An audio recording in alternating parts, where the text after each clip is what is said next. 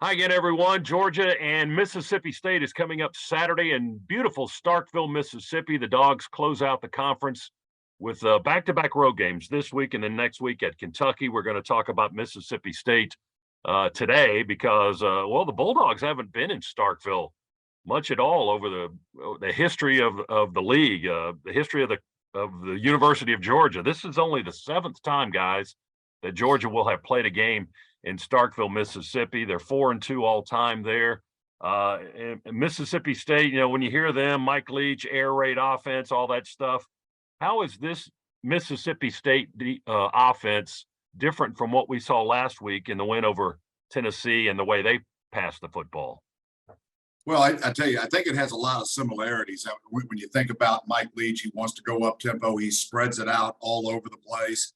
The one difference that Tennessee had, really what elevated them and throughout the year up until our game last weekend, is they did a great job with being balanced and running the football as well, or tried to, with Coach Leach. This is all about, I'm going to get my athletes in space. I'm going to throw them the football, and I'm going to go throw it. He could care less if he runs the football at all. So this is all about containing, keeping the football in front of us. A lot of similarities from last week. You just know that Mississippi State in this air raid offense does not like to run the football, and they're fine with that if they don't have to. Hey, I mean, Z, you spot on. I mean, when I went back and I looked at some of the numbers for the pass attempts for Will Rogers, 49, 48, 42, 50, 45, 49, 37, 60, and 59. So let's expect him to throw the football a lot in this ball game, to say the least. And I mean, Mississippi State's last in the SEC in running the football, only 80 yards a game. So Z is spot on with that. This is exactly what I think Kirby's excited about coming to this game. Is exactly what they're going to do. Going into the Tennessee game, there was the balance that Z talked about, being able to run the football and also having a quarterback that can throw it. Well, this week, you got to concern yourself with it now. You can't just get so embedded in just them passing the ball that they hit a couple runs here and there, and they find a way to be balanced in this game. But ultimately, they want to throw the rock to win, and that's how they're so much more different than I think than Tennessee as far as what they want to do. And they won't go as fast either as Tennessee has gone throughout the season. Yeah, as you guys alluded to, State passes at an average of 50 times a game. They run it 23 times a game, so they get a lot of plays in over the course of 4 quarters of football. Does the way they pass the football, though, do they go downfield a lot? Is it a lot of lateral stuff side to side just to get it to playmakers? And if that's how it looks, how does that make our defense look? Do we go with extra defensive backs this week, or do we change anything at all the way we play defense? Yeah, Scott. I mean, I think they'll stretch you both ways. I mean, they obviously are good in the screen game. They like the bubbles. They like the little intermediate stuff. He'll hit you with the dink and dunk stuff, and then they'll hit you over the top. I mean, they're a vertical passing game for sure, but they absolutely want to take what's given. And I think that's what's made their quarterback, one of the top throwers in the league, is because he's willing to do that. I think he got his first taste against us, a few years back, whatever it was, and he got a chance to play when they came to Athens. But I think he's the type of passer over the years who has gotten a little bit smarter when it comes to how he throws the football. He's completed 68% of his passes coming into the game versus Georgia. And I think Georgia will do similar to what they did last week. A lot of athleticism on the field, a lot of guys who can cover in space, a lot of guys who can tackle in space.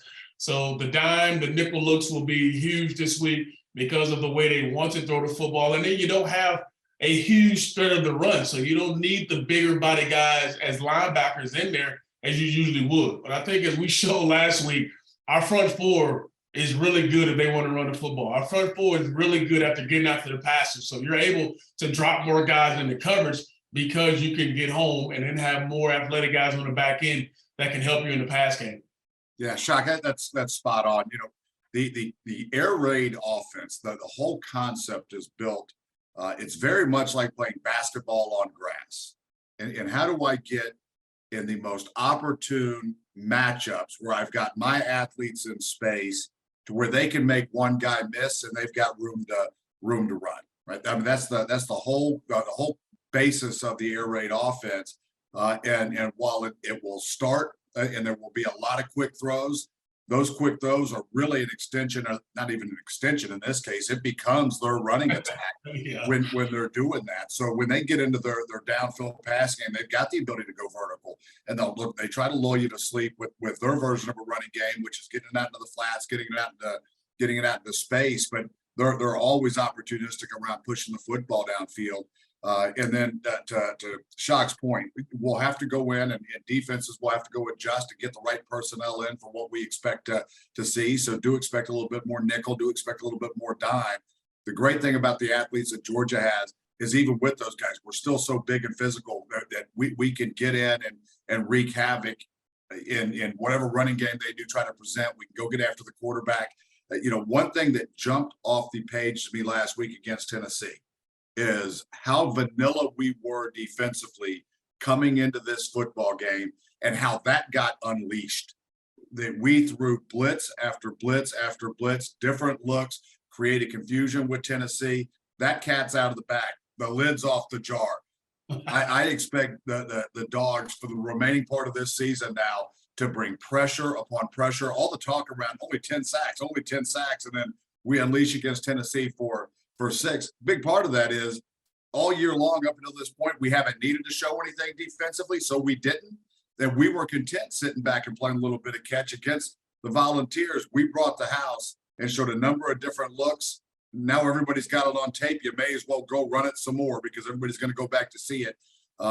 So expect the Dogs to get after Mississippi State in more ways than one. And it looks like, guys, that Will Rogers will be similar to what Hendon Hooker did last week. Hooker didn't leak out of the pocket much. He didn't look like he wanted to run much at all last week. He stood like a statue a lot of times, and then late in the game, that's when sack. That's when Georgia really got to him. And Rogers is kind of a similar type quarterback in that he's not looking to run. He's just looking to distribute that football. So that could give Georgia some more opportunities if he's just going to stay in the pocket.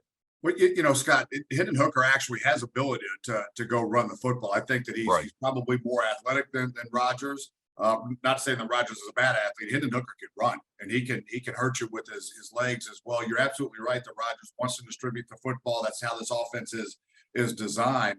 But Georgia did a good job defensively. Shock made a great point in pregame last game that for us to go have success against somebody like a Hendon Hooker, even somebody like a Rogers as we're going into this game, you've got to have a great push up the middle. And the Dogs did last weekend, and then had contained with our outside rushers that really kept him in the pocket.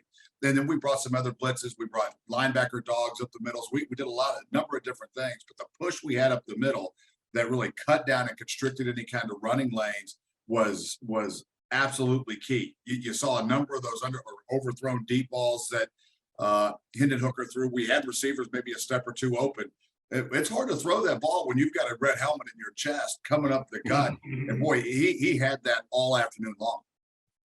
When I look back on last week and looked at how we were able to corral him, so you were, spot on what you mentioned, how you rushed him, how you got after him, and he just felt so uncomfortable inside the pocket. And I think that's similar to what you got to do this week with Will Rogers. I mean, you looked up some of his numbers. He's got 115 negative rushing yards. So that tells you he's not going anywhere. Where he's going to be inside that pocket is probably where Georgia expects him to be. And if he scrambles, he's probably looking to throw, or he's going to throw it away. So this is a game that's going to be a lot different from the quarterback standpoint of how you rush him, because he's not really trying to get out of there and go anywhere. He's going to be a guy that's going to be exactly 6, 7, 8 yards deep in that pocket, looking to throw the football. And you can do like he did last week. How many times did we see Hooker have to hold on to it or double clutch it, or that number one guy wasn't there? That's another second for that front four or that another linebacker to add on to get home. And I expect a similar thing to happen this week, as Georgia knows he's going to be sitting there waiting for you. What do you guys think the tempo looks like this week? Obviously, it's not going to be the speed of Tennessee last week, but State can run tempo too. They like to move fast offensively. I think the tempo is going to be a big part of the game, because they want to keep Georgia vanilla. Because obviously, you turn on the tape last week and you watch Tennessee and you say, okay, well, they went fast. What did Georgia line up in? Okay, if we go on the same thing and we do the same thing this week, here's how we can beat that. Here's how we can get rid of the football. So that's one thing that they may have an advantage to is, all right, We seen a team last week who didn't have success with their tempo, and how did Georgia line up to it? Here's the success that Georgia had to it. So here's a counter. And I think that happens every single week is the previous team watches what you do and, try to find some little stuff here and there. But it's too late in the season to try to change who you are, especially for any team. If you've been doing this all year, this is how you're going to go about your business. And I think they will try to find ways to be successful. And if it's going tempo, if it's trying to slow the game down, but I think they're an offense that's used to just going. Mike Leach doesn't seem like the kind of coach that says, all right, we're going to sit on it and wait. He wants to go fast. He wants to score points. He wants to put the numbers up. So I expect that offense to have the same kind of pace it's had all year. Yeah, Shock, you're right. At this spot in the season, you don't change who you are.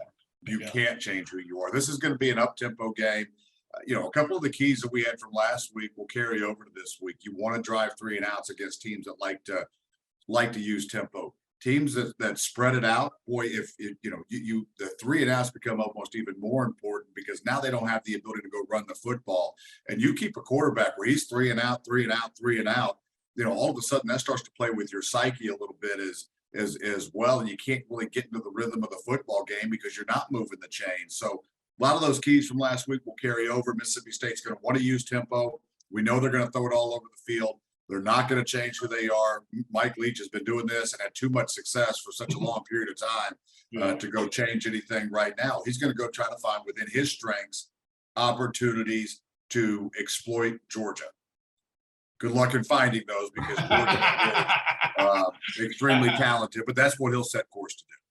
What does Georgia's offense look like against Mississippi State? What can they do to slow down with an offense that's proven to be one of the top rated groups in all the country? I mean, I think Georgia's offense gets overlooked a little bit, but here's a group that's right up there with Tennessee numbers wise. I mean, as far as what they're averaging in total offense and just steady movement.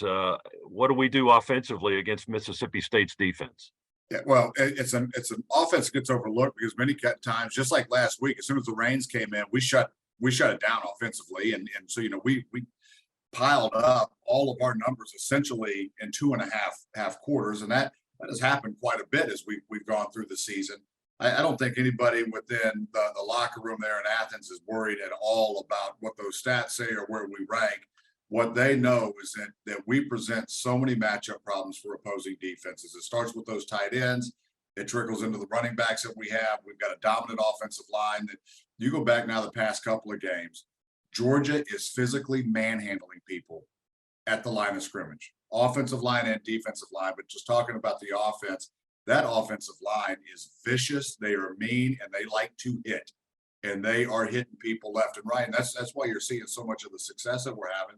For Georgia offensively, continue doing what you do, right? We're going to have some wrinkles in the game to take advantage of a few things that Mississippi State likes to do defensively. But we will stay with our same MO. We'll use tempo when tempo benefits us to use it. If Mississippi State is giving us defensive looks to run the football, we'll go do that. We're one of the few teams across the country that have got the great ability to win games in any facet of offense that you present to us, whether that's running the football, whether that's using Stetson to use his legs, whether that's throwing the football and getting vertical, whether that's leveraging or implementing a quick passing game. The Dogs right now have got enough talent and they've got a coordinator right now that is operating maybe at the highest level of any coordinator across the country in Coach Monken. They're just clicking on all cylinders.